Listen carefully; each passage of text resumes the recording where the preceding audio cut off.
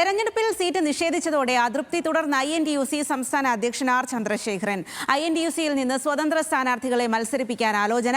ജില്ലാ അധ്യക്ഷന്മാരുടെയും ജനറൽ സെക്രട്ടറിമാരുടെയും യോഗം വിളിച്ചു.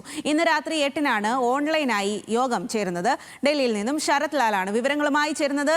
ശരത് ലാൽ, എന്താണ് INTUC നേതാക്കളുടെ ഇക്കാര്യത്തിലുള്ള തീരുമാനം? ഇത് എത്രമാത്രമാണ് പാർട്ടിയെ പ്രതിരോധത്തിലാക്കുക?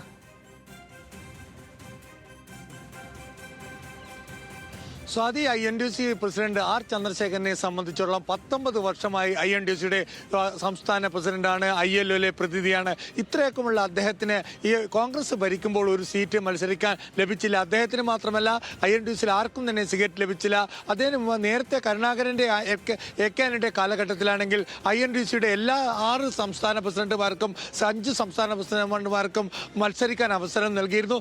ഈ തവണ സ്ക്രീനിംഗ് കമ്മിറ്റിയിലും കോൺഗ്രസ് KPCC ഉന്നയിച്ച കമ്മിറ്റികളിലൊക്കെ തന്നെ ഏക പേരുകാരനായി ചടയമംഗലത്ത് ഏക പേരുകാരനായിട്ടാണ് ചന്ദ്രശേഖരൻ്റെ പേര് സ്ക്രീനിംഗ് കമ്മിറ്റിക്ക് മുമ്പിൽ എത്തുകയും സ്ക്രീനിംഗ് കമ്മിറ്റി അത് അംഗീകരിച്ചുകൊണ്ട് കോൺഗ്രസ് കേന്ദ്ര തെരഞ്ഞെടുപ്പ് കമ്മിറ്റിക്ക് നൽകുകയും ചെയ്തു. എന്നാൽ കേന്ദ്ര തെരഞ്ഞെടുപ്പ് കമ്മിറ്റി ഈ പേര് വെട്ടുകയും നസീറിനെ, പഴയ കോൺഗ്രസ് നേതാവ് നസീറിനെ ആ ചടയമംഗലത്ത് മത്സരിക്കാൻ അനുവാദം നൽകുകയും ചെയ്തു. പേര് പബ്ലിഷ് ചെയ്തു. ഇതാണ് ഇപ്പോൾ സംബന്ധിച്ചോളം INTUC പ്രസിഡന്റ് ആർ ചന്ദ്രശേഖരനെ പ്രകോപിതനാക്കിയിരിക്കുന്നത്.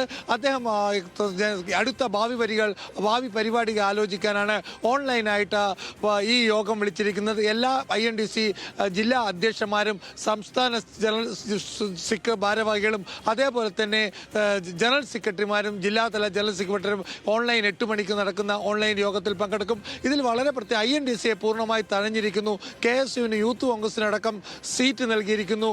INTUC കഴിഞ്ഞ തവണ 2 കോടി രൂപയാണ് KPCCക്ക് തെരഞ്ഞെടുപ്പ് ഫണ്ടിന് ലോക്സഭാ സമയത്ത് നൽകിയത്. തുടങ്ങിയ INTUC കാര്യങ്ങളൊക്കെ ചെയ്യുന്നു. പക്ഷേ INTUCക്ക് വേണ്ടി ഒന്നും തിരിച്ചു നൽകുക.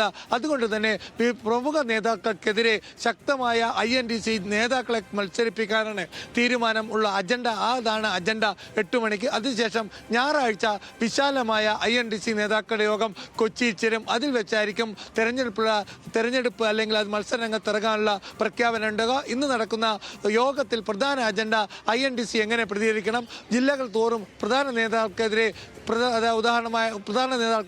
സ്വതന്ത്ര സ്ഥാനാർത്ഥിയെ പിന്തുണയ്ക്കുകയോ അല്ലെ നിർത്തുകയോ ചെയ്യുക എന്ന നിലയിലേക്ക് ഒരു താക്കീത് കോൺഗ്രസ് നേതൃത്വത്തിൽ കൊടുക്കണം എന്ന അഭിപ്രായമാണ് INTUC നേതൃത്വത്തിലുള്ള ആൾക്ക്. ഇതിനു വേണ്ടിയാണ് ഇന്ന് 8 മണിക്ക് ഓൺലൈൻ യോഗം വിളിച്ചു ചേർക്കുന്നത്.